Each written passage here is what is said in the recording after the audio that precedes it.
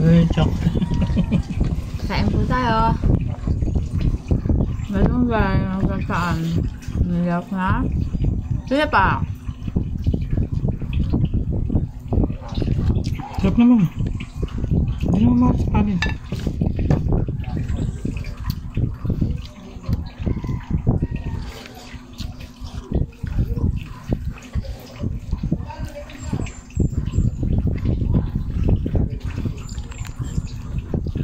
Yan.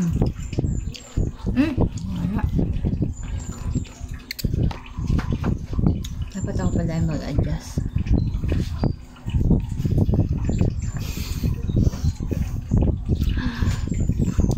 Ako yung base.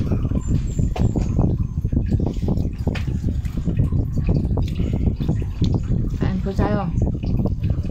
Malunggay. May dinapa. Plus kape.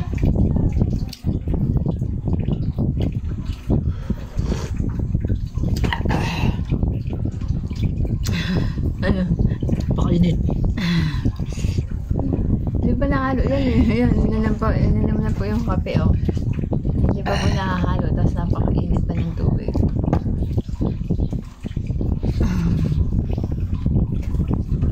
Ano ko espresso yung budak? Preso?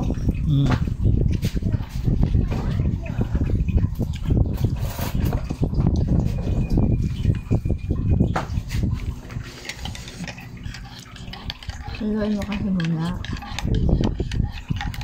Halo na. Bawa. Ay, kala.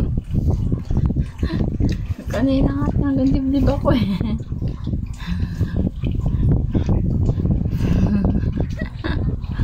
Hanggang dibdib ako doon.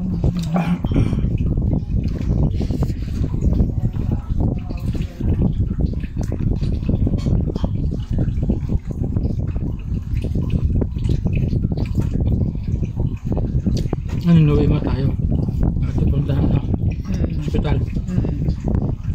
Sila paagahan natin. Anong oras? Yung pagdating natin doon, marami ng tao. Hindi, bababasad lang naman. Kahit na. May number pa rin yan. Pila pa rin.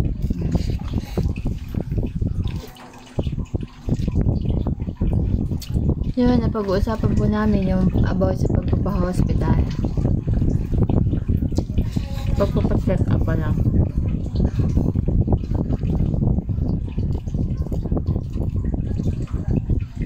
Kain po oh. Malunggay talaga yan. Fresh. From the puno.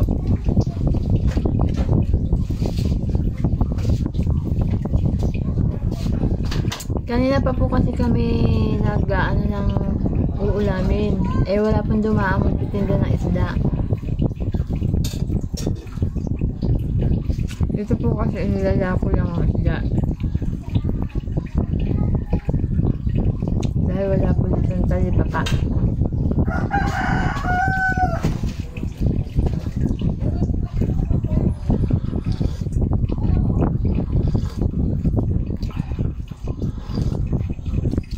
Kaya, ngayon, dumaan yung tiyo namin, may mga daming dalang malunggay. Then, nagsagaan namin pong himayin.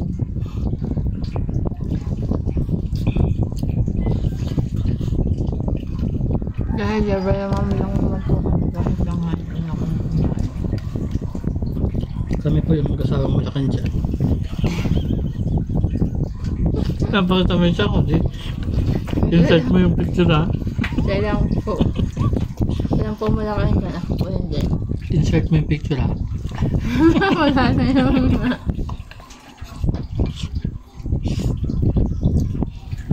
Pag ako yung binubuking mo ha. Ikaw din, nabuking mo rin sarili mo ha.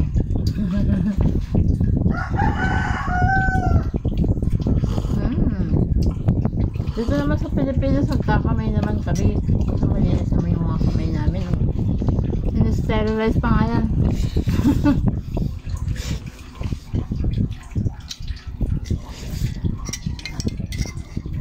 May po. Sa tanghalian.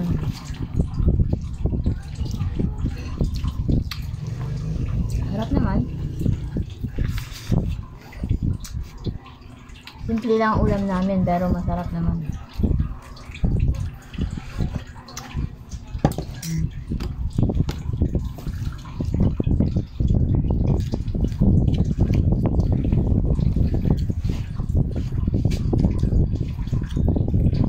Mamaya naman po, manguha naman po kami ng santol.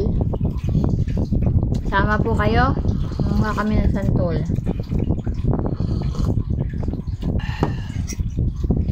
Grabe yung hilop niya ng kape, oh.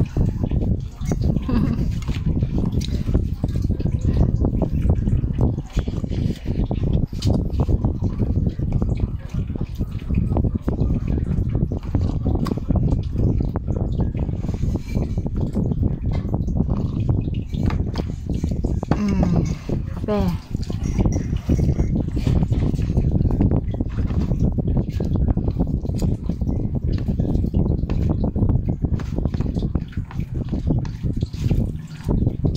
Sarap napadami rin ano, no? Pag andito ka lang sa bukid.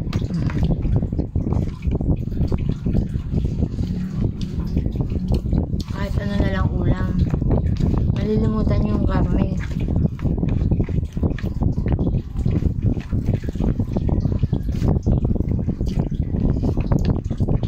Ano Ano pa? kasi nung tapos si Ian dito? Yeah. Ikaw? Bakit? Ikaw taste ko eh. Diba? Nasaan ka ba? Nado, nagbablog sa likod. Hmm.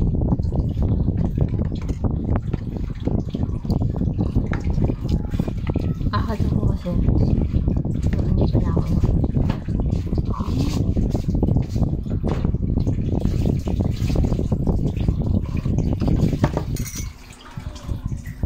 Okay naman. Yung lasa.